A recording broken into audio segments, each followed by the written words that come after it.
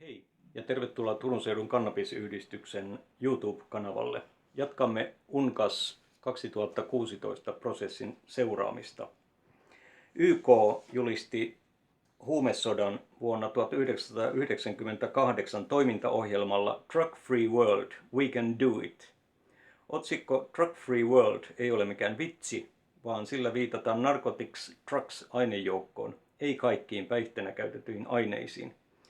Virkamiehet arvioivat olevan mahdollista 10 vuodessa hävittää huumekasvit, kokapensas, opiumunikko ja kannabispensas maan päältä.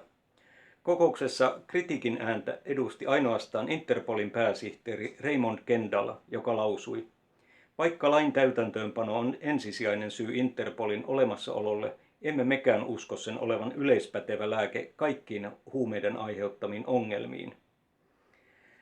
Tämän ohjelman toteutuminen tarkistettiin vuonna 2009 ja siinä kokouksessa päädyttiin jatkamaan ohjelmaa ilman We Can Do It -loppua.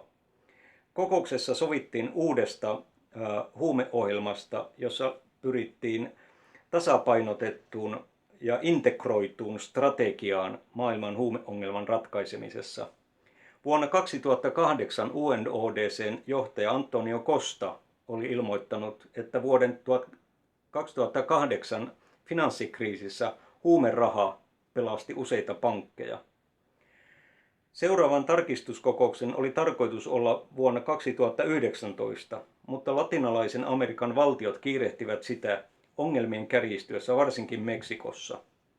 Tässä Portugalin esimerkki on ollut tärkeä. Se toteutti vuonna 2001 dekriminalisaation, jossa ihmisoikeuksien palauttaminen huumeiden käyttäjille oli keskeinen elementti.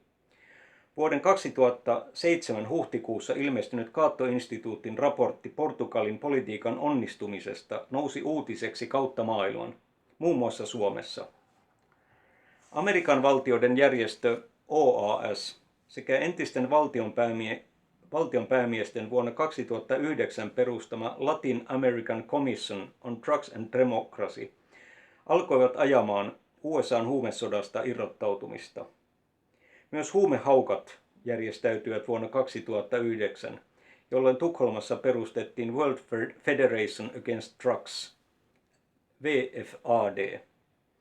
Vuonna 2011 joukko valtioiden päämiehiä sekä muita korkean profiilin henkilöitä, kuten Richard Branson, perustivat Global Commission on Drugs Policy-järjestön. Sen ensimmäisen raportin viesti oli: kansainvälinen huumesota on epäonnistunut ja sillä on ollut tuhoisat seuraukset yksilöille ja valtioille kautta maailman.